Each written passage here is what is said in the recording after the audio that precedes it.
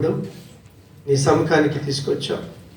ఇంతవరకు నిన్ను ఆరాధించుటకు భాగ్యం ఇచ్చినందుకు వందనాలు.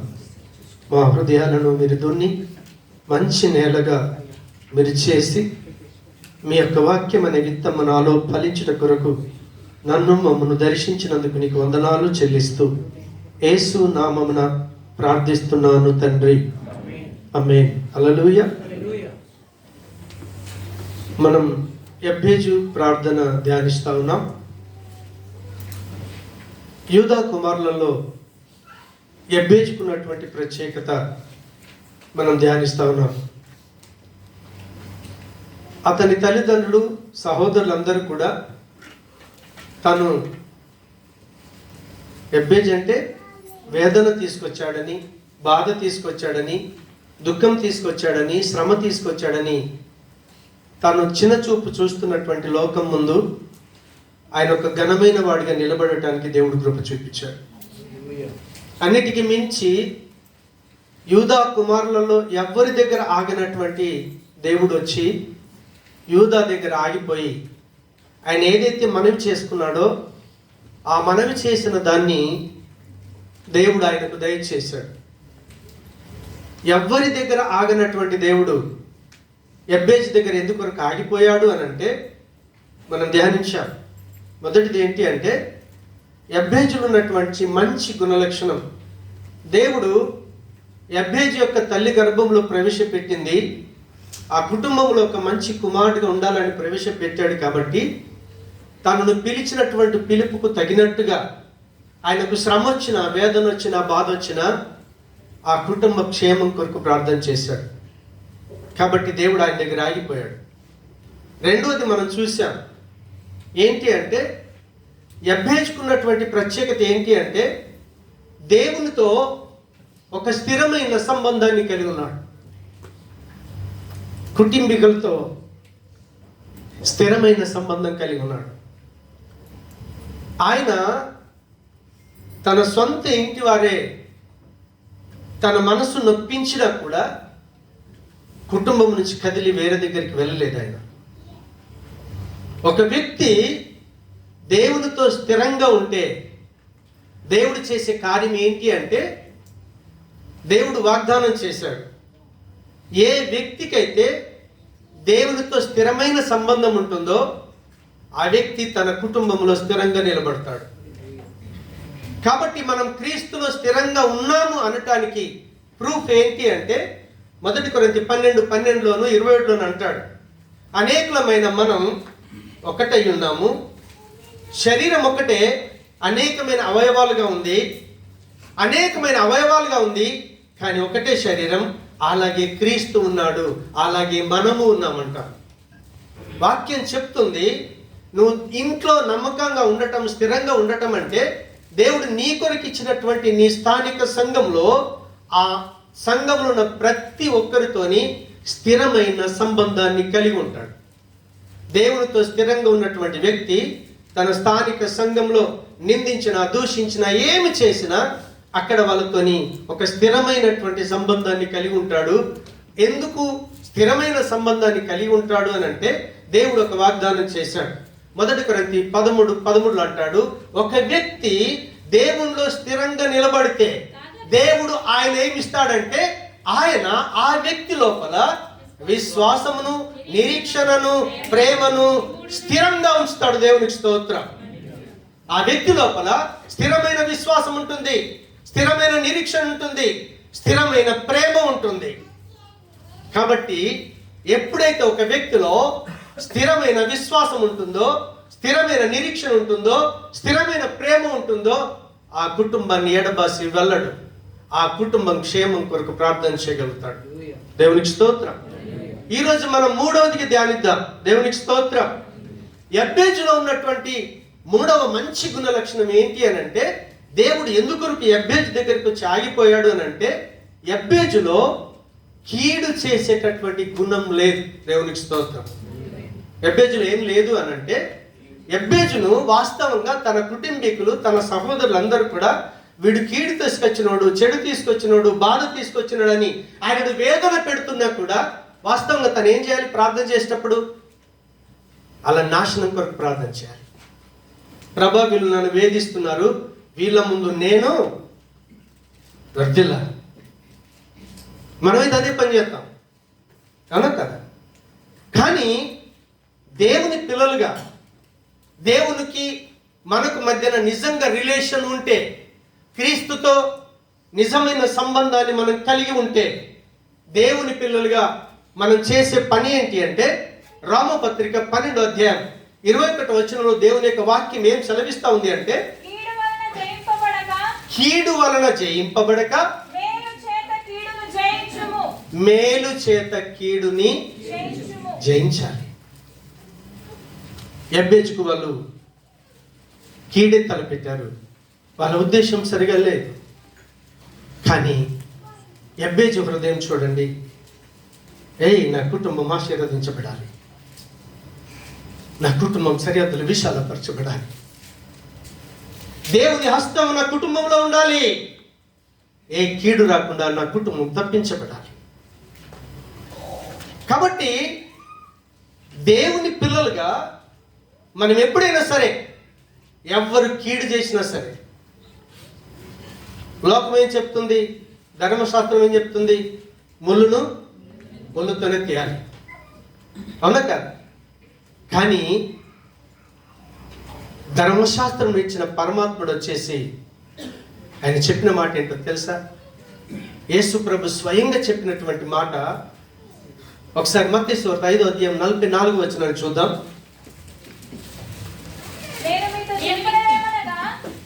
నేను మీతో చెప్పినదేమనగా, మీరు పరలోకమందున్న మీ తండ్రికి కుమారులై ఉండునట్లు, మీ పరలోకమందున్న మీ తండ్రికి మీరు కుమారులై ఉండునట్టు మీ శత్రువులను ప్రేమించుడి, మీ శత్రువులను ప్రేమించుడి, మిమ్మల్ని హింసించు వారి కొరకు ప్రార్థన చేయుడి. మిమ్మల్ని హింసించే వారి కొరకు మీరు ప్రార్థన చేయాలి.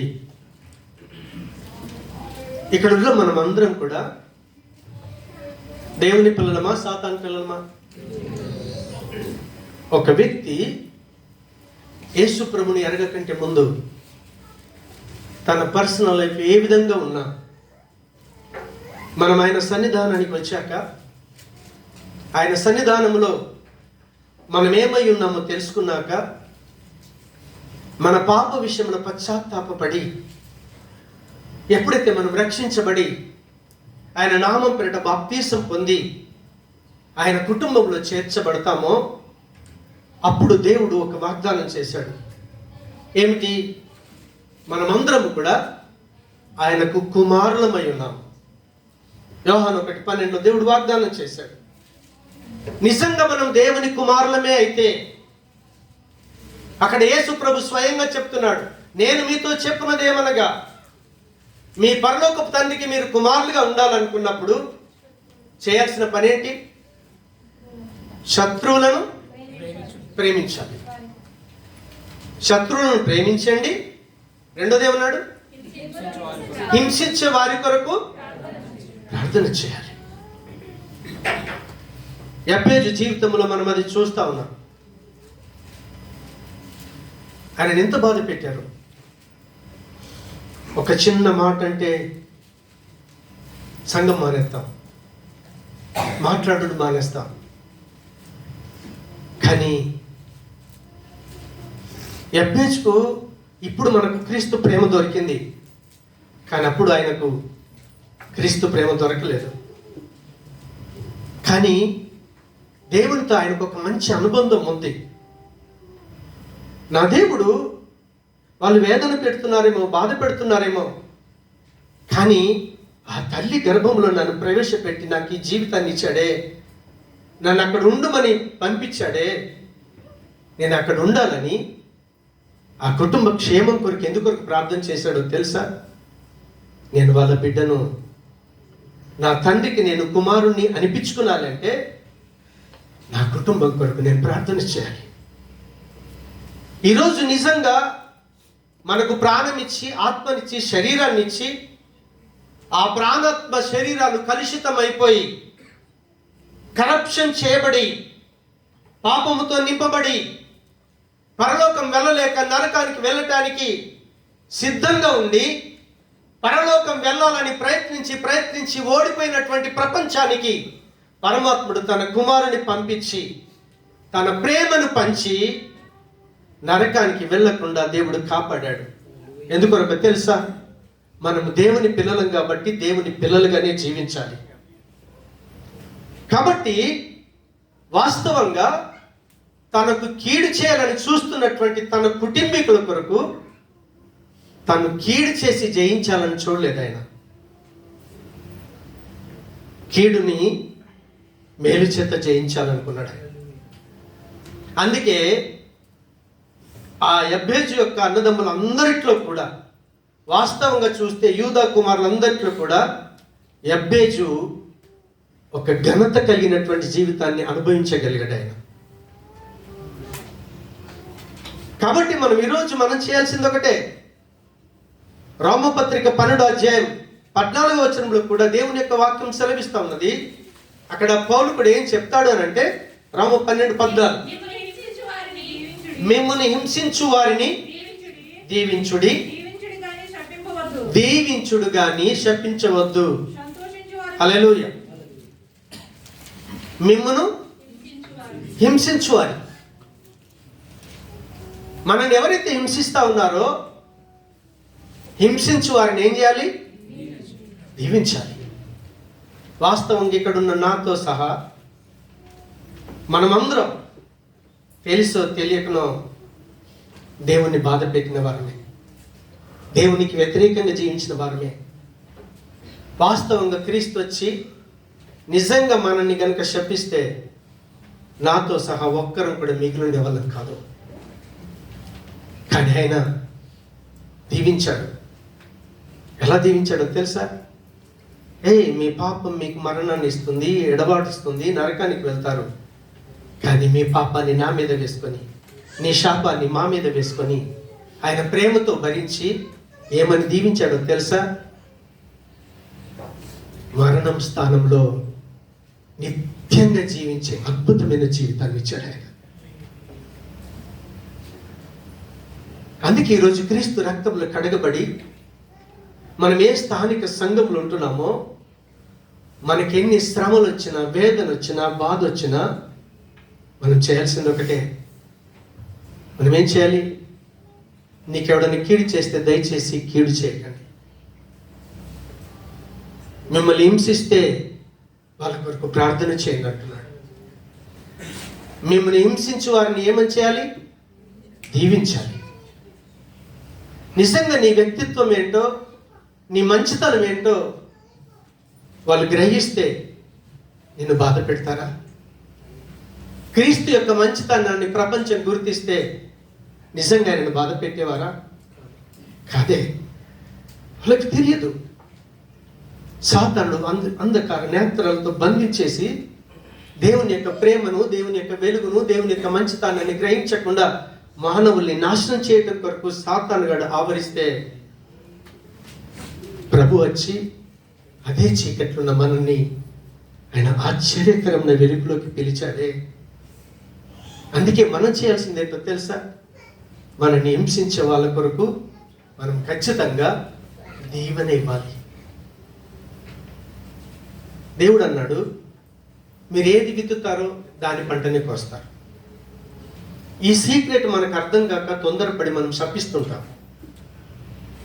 ఏంటంటే, నా మనసులో శపించాలని ఉందనుకోండి, ఫస్ట్ దాని ప్రతిఫలం నాకు ఇస్తాడు దేవుడు. దేవుడు ఎప్పుడైనా సరే ఒక న్యాయం చేయాలన్నా, తీర్పు తీర్చాలన్నా తన ఇంటి దగ్గర నుంచే స్టార్ట్ చేస్తాడట.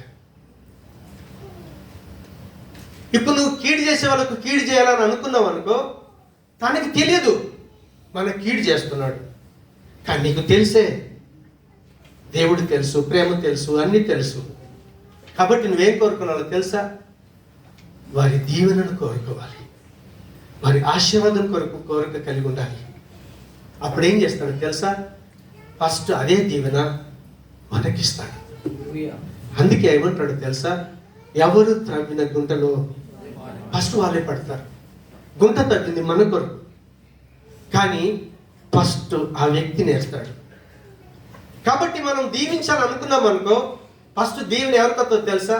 వాళ్ళకంటే ముందు దేవుడు మనకిస్తాడు. ఎబ్బేజులో ఉన్నటువంటి మంచి గుణలక్షణం అది.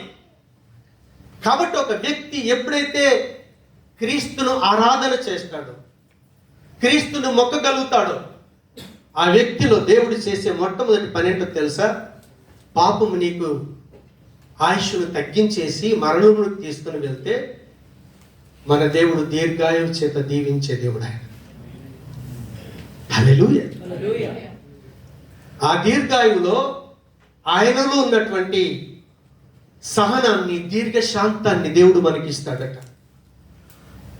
మూడోది ఏం చేస్తాడు తెలుసా? ఫస్ట్ నీ హృదయాన్ని మేలు చేత నింపుతాడు ఆయన. నాలుగోది ఏం చేస్తాడు తెలుసా? ఆ కీడును మేలు చేత జయించే శక్తిని ఇస్తాడు ఆయన. హల్లెలూయా. దీర్ఘాయువు చేత దీవించు దేవుడు, దీర్ఘశాంతముతో దీనత్వము నేర్పును. దీర్ఘాయువు చేత దీవించు దేవుడు, దీర్ఘశాంతముతో దీనత్వము నేర్పును. మేలు చేత నా హృదయం తృప్తిపరచు దేవుడు, మేలు చేత నా హృదయం తృప్తిపరచు దేవుడు. మేలు చేత కీడు నెల జయించాలు నేర్పును, మేలు చేత కీడు నెల జయించాలు నేర్పును. నేనును నా ఇంటి వారును యెహోవాను సేవించెదము. నేనును నా ఇంటి వారును యెహోవాను సేవించెదము. యేసయ్యను సేవించెదము. ఎబ్బేజులో ఉన్నటువంటి మూడవ మంచి లక్షణం ఏంటో తెలుసా? తన కుటుంబాన్ని కీడు కోరుకోకుండా ఆ కుటుంబం యొక్క మేలు కోరి ఆ కుటుంబానికి ఆశీర్వాదకరంగా నిలిచాడు. దేవునికి స్తోత్రం. హల్లెలూయా. ఆయనలో ఉన్నటువంటి నాలుగవ మంచి గుణ లక్షణాన్ని చూద్దాం. యబ్బేజులో కపటం లేదు. దేవునికి స్తోత్రం. యబ్బేజులో ఏం లేదు?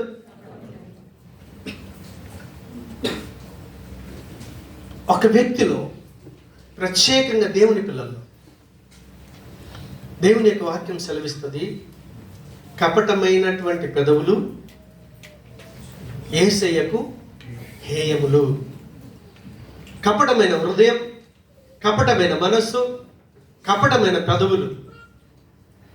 ప్రకాష్ మీద కోపం ఉందనుకో, లోపల కోపం ఉంటుంది, ప్రకాష్ బాగున్నావా అని పలకరిస్తాను. ఇవి లోపల ఏమిందో బయలుపరచు. సడన్గా తనకి ఏమైనా జరిగిందనుకో, బాగైంది, మళ్ళీ బయటికి వెళ్ళి పలకరించి ఏం ప్రకాష్ అలా జరిగింది, అయ్యో పాప. మీరు ఆలోచన చేయండి, మనలో ఒకవేళ కపటం ఉంటే కనుక దేవుడు మనల్ని ఎన్నడూ కూడా ఇష్టపడడు. ఒక వ్యక్తి పట్ల ఉద్దేశం లోపల ఏదుందో బయట దాన్ని యథార్థంగా పంచుకో. భలే కొంచెం గాయం అవుతుండొచ్చు, నో ప్రాబ్లం. కానీ లోపల ఒకటి పెట్టుకొని బయటికి ఒక రకంగా దేవుని పిల్లలుగా మనం ఎప్పుడు కూడా జీవించకూడదు. దేవునికి స్తోత్రం. బైబిల్లోకి వెళ్ళి ప్రభు అయినటువంటి యేసు క్రీస్తుల వారి యొక్క సహోదరుడు యాకోబులు 5 ఉన్నారు కొత్త నిబంధనలో. దాంట్లో యేసు ప్రభు సహోదరుడు అయినటువంటి యాకోబు ఉన్నాడు కదా, తనకి పాత నిబంధన భక్తులు తెలుసు, కొత్త నిబంధన భక్తులు కూడా తెలుసు. అందుకే యాకోబు పత్రికలో మనం ఏలియా స్వభావం గురించి మాట్లాడుతూ ఉంటాడు. ఆ యాకోబు రాసిన పత్రికలోకి వెళ్ళి 4వ అధ్యాయంలో మనం 3వ మాట చూస్తే కనుక 4:3, మీరు అడిగినను మీ భోగముల నిమిత్తము వినియోగించుటకై దురుద్దేశముతో అడుగుదురు. మన ఉద్దేశం ఎప్పుడు కూడా మంచి ఉద్దేశం ఉండాలి. భలే మన ఎదుట వ్యక్తికి మన మీద దురుద్దేశం ఉండొచ్చు, నో ప్రాబ్లం. మనకు దేవుడి మీద ఎన్నోసార్లు దురుద్దేశం ఉంటుంది, కానీ క్రీస్తు ఏ వ్యక్తి మీద కూడా దురుద్దేశం కలిగి ఉన్నట్టుగా బైబిల్లో మనం చూడం. ఆయన ఎప్పుడైనా మన పట్ల ఏది ఉద్దేశించినా తను ఒక మంచి ఉద్దేశాన్ని కలిగి ఉంటాడు. కాబట్టి మనం ఆయన పిల్లలం. ఆయన పిల్లలుగా ఉంటున్నప్పుడు నువ్వు మంచి ఉద్దేశంతో ప్రార్థన చేయాలి. అందుకే యాకోబు 4:8 అంటాడు, యాకోబు ఏమంటాడంటే, మనలో ఉన్నటువంటి ఈ 2 రకాల మనసులు ఉన్నాయే, ఖచ్చితంగా కడుక్కోవాలి. పాపులారా మీ చేతులను శుభ్రం చేసుకునుడి, ద్విమనస్కులారా మీ హృదయములను పరిశుద్ధపరుచుకొనుడి. దేవునికి స్తోత్రం, హల్లెలూయా. అంటే యెబ్బేజు యొక్క హృదయం పవిత్రంగా కనుక లేకపోతే, యెబ్బేజు యొక్క హృదయం కపటంతో ఉందనుకోండి, ఆయన ఇచ్చేవాడా దేవుడు? ఎవడు? ఆ కుటుంబం పట్ల ఒకవేళ ఆయన న్యాయంగా చూస్తే, మనం న్యాయంగా తీర్పు తీర్స్తే ఏం తీరుస్తాం తెలుసా? వాడు కొట్టాడు కాబట్టి నువ్వు కొట్టరా అంటాం, వాడు తిట్టాడు కాబట్టి నువ్వు తిట్టంటాం. ఇది లోకం, ఇది లోకం. కానీ దేవుడు ఏమంటాడు తెలుసా? కొట్టేవాడిని కొట్టమని లేదు, ఒక చెంప కొడితే ఇంకో చెంప ఇమ్మన్నాడు. హల్లెలూయా. అందుకని మనం దేవుని పిల్లలుగా మన లోపల ఎప్పుడైనా సరే, మన కీడు చేసిన వాళ్ళు కావచ్చు, ఏమన్నా కావచ్చు, దేవునితో మనకు ఒక మంచి సంబంధం ఉంటే, క్రీస్తుతో సంబంధం ఉంటే, క్రీస్తుతో సంబంధం ఉన్న మనం సంఘం అని పిలువబడుతున్న సహోదరులందరి పట్ల మన ఉద్దేశం ఎప్పుడైనా సరే మంచి ఉద్దేశం కలిగి ఉండాలి. వాస్తవంగా మనలోని మంచిని వాళ్ళు గ్రహించినప్పుడు వాళ్ళు ఆటోమేటిక్గా వాళ్ళ ఉద్దేశాలు వేరవుతాయి. ఒక వ్యక్తి గురించి తెలియనప్పుడు రకరకాలుగా అనుకుంటాం, తెలిసిన తర్వాత ఏం చేద్దాం తెలుసా? సారీ ప్రకాష్, నేను ఇలా అనుకున్నాను, నువ్వు ఇట్లాంటి మనిషి అనుకున్నాను, కానీ నువ్వు అట్లాంటివి కాదని తెలిసింది, సారీ నన్ను క్షమించని అడుగుతాం. వాళ్ళు గ్రహిస్తారా గ్రహించరా, వాళ్ళ విఘ్నతకు విడిచిపెట్టాలి. మనం ఏమన్నా అనుకోని వాళ్ళు యెబ్బేజుని అనుకుంటున్నారు, వీరు చెడ్డోడు అంటున్నారు. దుఃఖం తీసుకొచ్చాడు, వేదన తీసుకొచ్చాడు, బాధ తీసుకొచ్చాడు, శ్రమ తీసుకొచ్చాడు. I don't care. యెబ్బేజు చెప్తా ఉన్నాడు, మీ పట్ల నా హృదయం పవిత్రంగా ఉంది. మనం ఎదుటి వ్యక్తుల పట్ల మన హృదయం పవిత్రంగా గనక ఉంటే, యెబ్బేజు ప్రార్థనను అంగీకరించిన దేవుడు ఈరోజు మన ప్రార్థన కూడా అంగీకరిస్తాడు. ఆయనలో స్వార్థం లేదు, ఆయనలో కపటం లేదు. కపటం వద్దు. ఎందుకో తెలుసా? దాని ప్రతిఫలాన్ని మనం అనుభవించాల్సి వస్తుంది. మీరు ఎవరి మీద అసూయ కలిగి ఉండండి, ఆ హృదయం నిన్ను పాడు చేస్తుంది. నిద్ర పట్టనియదు, బీపీ పెరుగుద్ది, షుగర్ పెరుగుద్ది, అనారోగ్య పాలవుతాం. అసూయ వద్దు, కపటం వద్దు, 2 రకాల మనస్తత్వం వద్దు.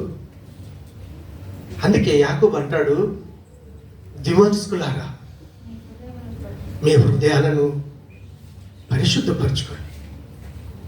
క్రీస్తు రక్తం కార్చింది మనల్ని పవిత్రులుగా చేయడానికి. ఒకవేళ అపవిత్రతతో ఆయన శరీరము తిని రక్తం త్రాగితే, ఈరోజు మనం ఆయన దీవెన తీసుకొని వెళ్తామా?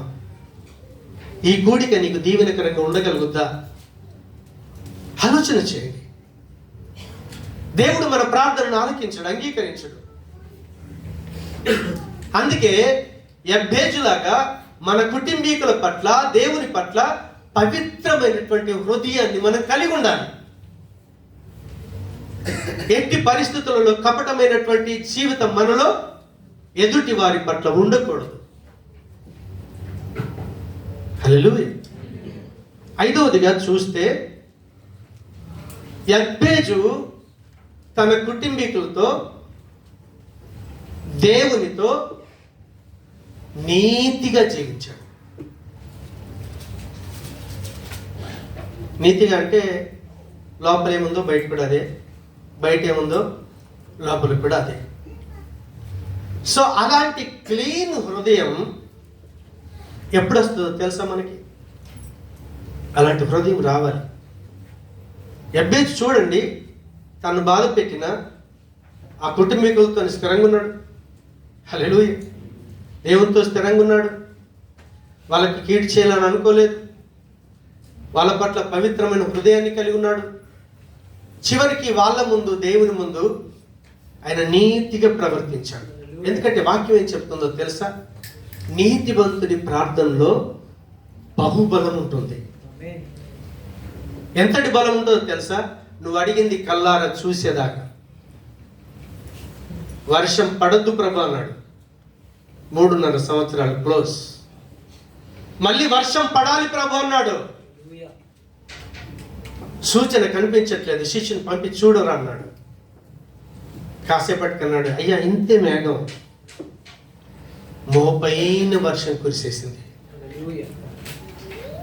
ఎందుకొరకు ఆ బలం వచ్చింది? ఒక వ్యక్తిలో మనం దేవుణ్ణి ఎరిగినప్పుడు, దేవుడు మన జీవితంలో చేసిన మేలను బట్టి ఎంత కృతజ్ఞత కలిగి ఉంటాం తెలుసా?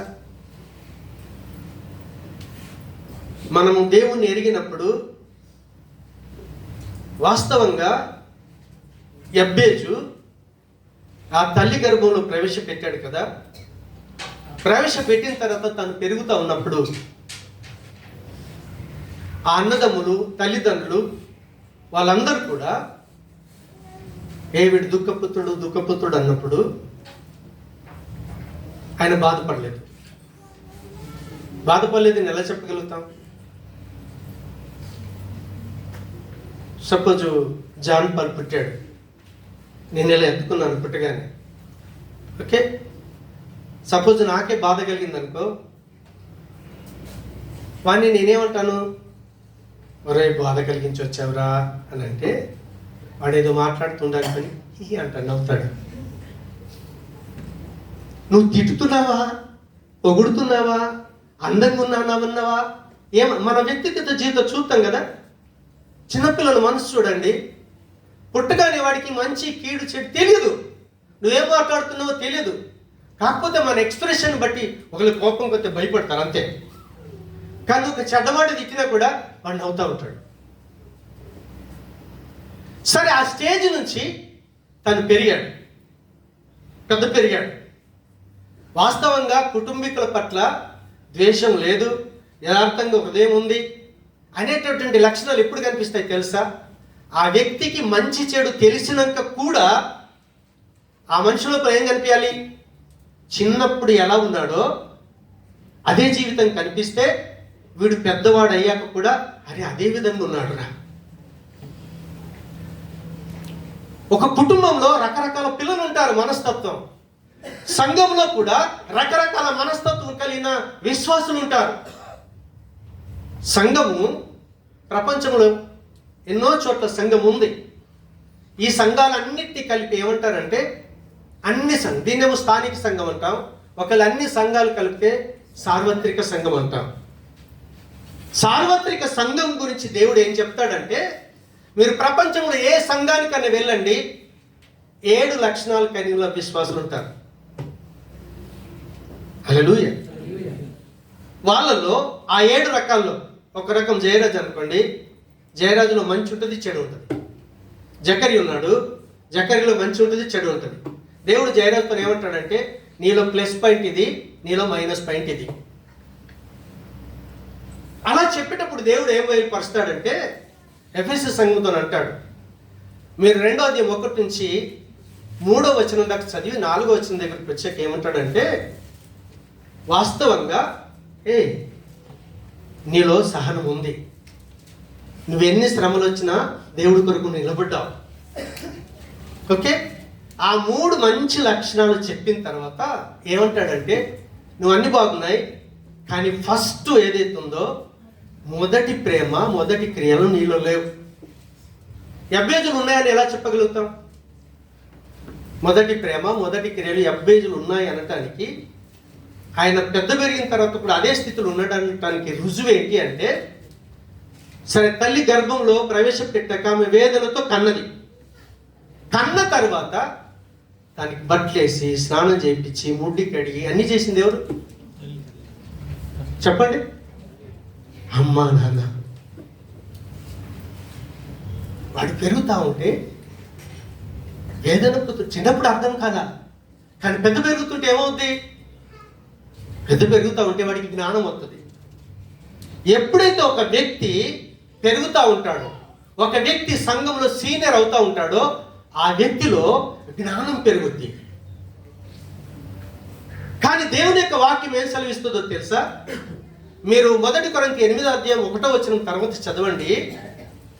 జ్ఞానమట ఉప్పొంగ చేస్తుంది, ప్రేమనేమో క్షేమమును అభివృద్ధిని కలిగిస్తుంది. ఒక వ్యక్తి స్థానిక సంఘంలో స్థిరంగా ఉన్నప్పుడు ఆ వ్యక్తి లోపల 3 నిలిచి ఉంటాయి. ఏంటి? విశ్వాసము, నిరీక్షణ, ప్రేమ. ఆ 3 నిలిచి ఉన్నప్పుడు ప్రేమ గొప్పదా, జ్ఞానం గొప్పదా అంటే, జ్ఞానం ఏం చేస్తుందంటే, ఇప్పుడు నీకేం తెలియనప్పుడు ప్రకాష్ వింటాడు. కొత్తగా చర్చకు వచ్చాడు, ఆయనను ఆదరించాం, ప్రేమ చూపాం, ఎన్నో చేశాం. అప్పుడు ప్రభుని తెలుసుకొని ఆయన దేవుని కుటుంబంలో చేర్చబడి సంవత్సరం అయింది, 2 అయింది, 3 అయింది, 4 అయింది, 5 అయింది, 10 అవుతుంది. ఆయనకు వాక్య జ్ఞానం పెరుగుద్ది. అంతకు ముందేమో ప్రకాష్ తప్పని అన్నాను అనుకో, ఓకే గారు తప్పని లోబడతాడు. కానీ 10 సంవత్సరాలు అయింది కదా, అప్పుడు చెప్పిన అదే మాట ఇప్పుడు చెప్పాను అనుకో, తను చెప్పింది కరెక్ట్ అనటానికి వాదిస్తాడు ఆయన. జ్ఞానం ఏం చెప్తుందో తెలుసా? నేనే కరెక్ట్ అని, నాకు జ్ఞానం ఉందని ఆ మనిషిని ఏం చేస్తుందంటే ఉప్పొంగ చేస్తుంది. నేనేం తక్కువ అని కాదో, ఆ వ్యక్తి లోపల గర్వం తీసుకొస్తుంది. ఒకవేళ లోబడకపోతే ఏం నష్టం జరుగుతుందో ఆ వ్యక్తి గ్రహించడు. కానీ ప్రేమ ఉందనుకోండి, ప్రేమ అలాగా, ఓకే నో ప్రాబ్లం. ప్రేమ ఏం చేస్తుంది? లోబడుతుంది. ప్రేమ ఏం చేస్తుందో తెలుసా? సహిస్తుంది.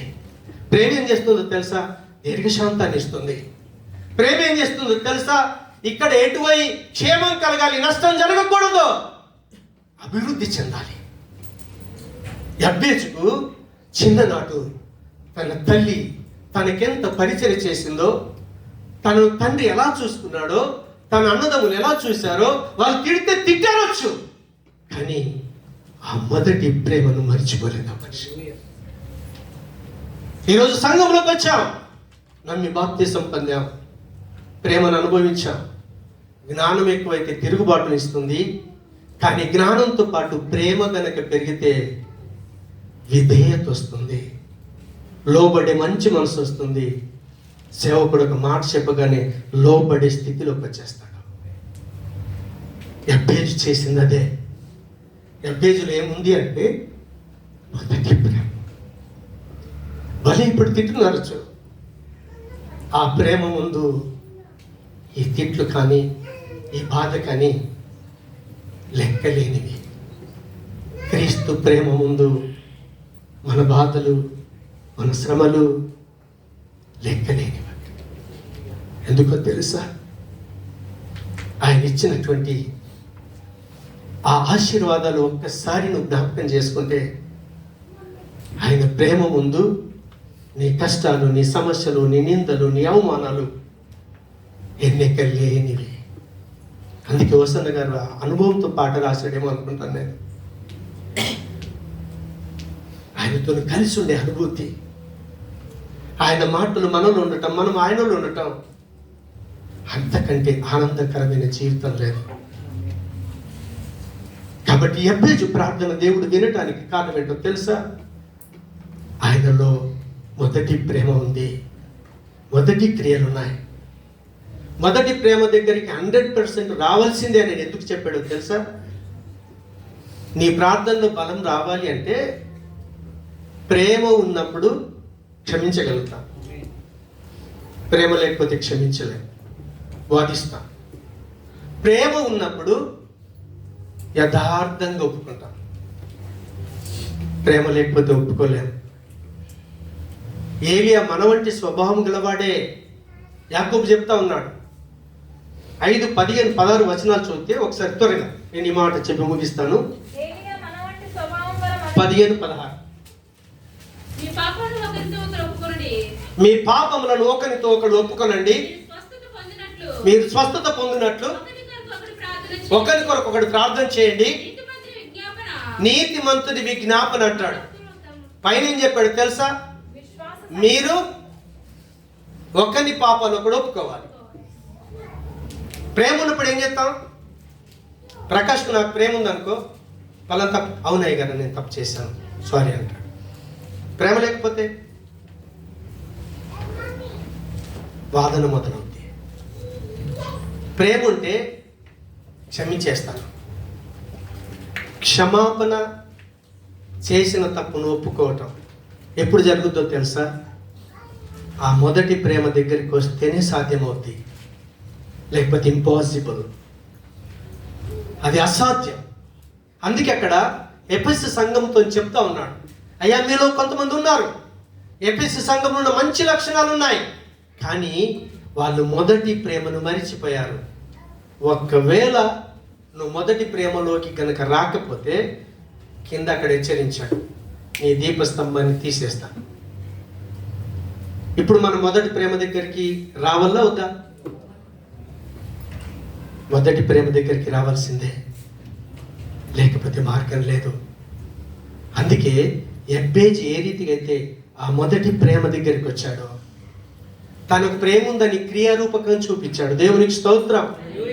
కాబట్టి విశ్వాసం ఉన్న క్రియలు లేకపోతే ఒంటరితనం ఉండి అది చచ్చిపోయింది అవుతుంది. కానీ విశ్వాస సహితమైన ప్రార్థన ఒక రోగిని బాగు చేస్తుంది. నువ్వెప్పుడైతే నీ తప్పిదాన్ని ఒప్పుకొని క్షమించే స్థితిలోకి వస్తావో దేవుడు నిన్ను నీతిమంతుడిగా తీరుస్తాడు. ఎప్పుడైతే మనం నీతిమంతులుగా తయారవుతామో మన ప్రార్థనలో బలం వస్తుంది. అందుకే ఎబ్బేజు ప్రార్థనలో బలం వచ్చింది.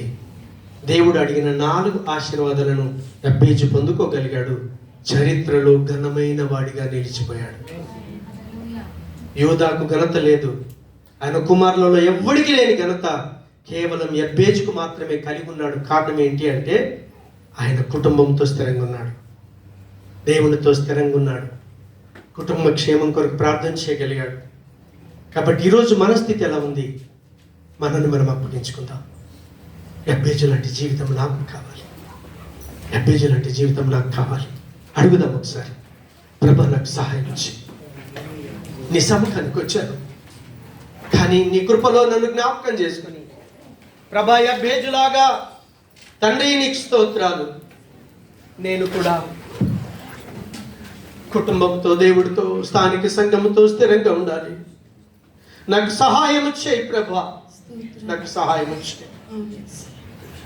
రెండవదిగా ప్రభా ఎబ్బేజు అయితే